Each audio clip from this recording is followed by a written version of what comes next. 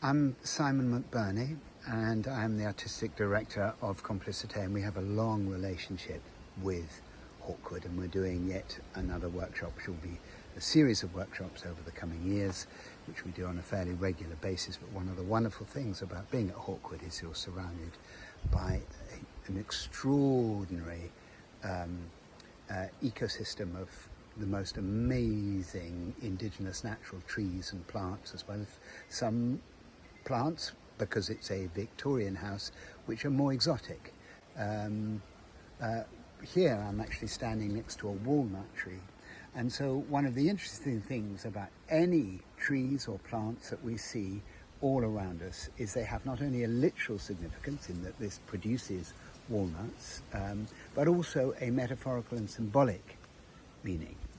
This, I think, a walnut's called a Juglans regia, I think that's its Latin name, which means, essentially, it means, in Roman terms, it means the tree of Jupiter, and regia meaning king, so it's associated with a kind of, it has a spiritual dimension, but also the walnut is a tiny little nut which looks rather similar to the size and the scale of a brain, and also the same sort of form with all its little lines and irregularities. The walnut, of course, like any tree, is part of the living world, part of the living system, which at one point in our history, or rather prehistory, was integrated into our lives in a way which is almost impossible to imagine now. So, for example, the show that I've just done, Mnemonic, in it you have a Neolithic man who used 17 different types of wood, who knew and understood all the plants that surrounded him and his people, so that there were not only their food but their medicines, not only their medicines but their tools. Everything had, and there was a fundamental understanding that linked him to the living world around him. And people before him, before the Neolithic era, the Paleolithic era, of course,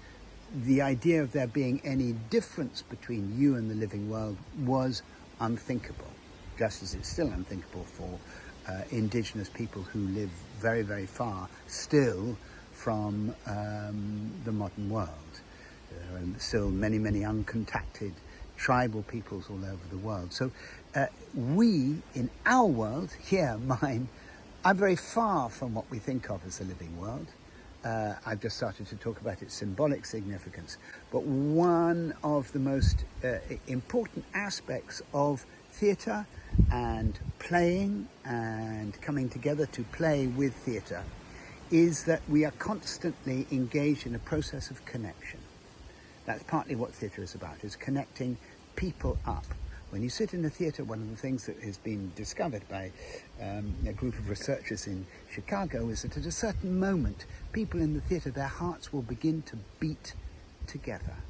So one of the aspects of theatre, live theatre, as opposed to watching something on a screen, which you are doing now, which is very, very different, is that you are in the same place at the same space at the same time. And something begins to happen in terms of the way that you connect up with each other. And this is fundamental in terms of any artistic or cultural activity. We are engaged in an action which is, in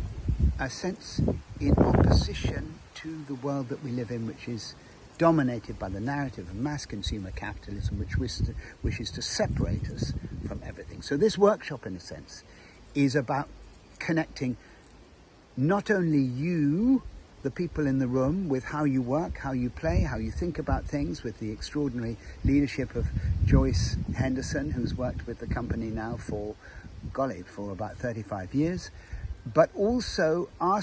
taking those questions outside of the group and into, very simply, the world that surrounds us, and seeing the connections, touching the connections, or perhaps being able to acknowledge the disconnect with the world around us, but simply